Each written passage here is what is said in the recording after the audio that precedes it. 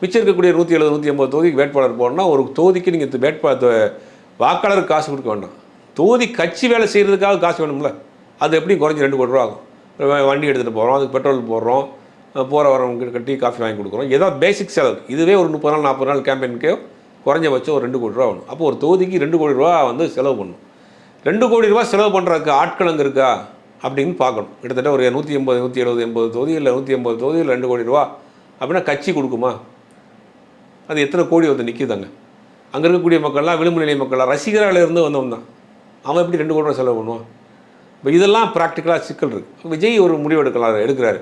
நம்ம அந்த கூட்டணிக்கு போகலாமா அப்படிங்கிற ஒரு ஆலோசனையில் இருக்கிறார். ஒரு ஆசிலேஷனில் இருக்கிறார். அந்த கூட்டணிக்குள்ளே போயிடுவோம், பாஜகவங்களை பார்த்துக்குறோம், மற்ற செலவுகள்லாம் அவங்க பண்ணிடுவாங்க, வழக்குகள் நம்ம வந்து ரிலீஸ் ஆகிடலாம், திமுகவையும் பழி வாங்கிடலாம், அப்போ நம்ம சேஃப்டியாக அந்த பக்கம் போகலாம் அப்படிங்கிற ஒரு முடிவு எடுத்துகிட்டு அதில் வந்து ரெடியாக சரியாக வருமா வராதாங்கிற ஒரு குழப்பத்தில் இருக்கிறாரு.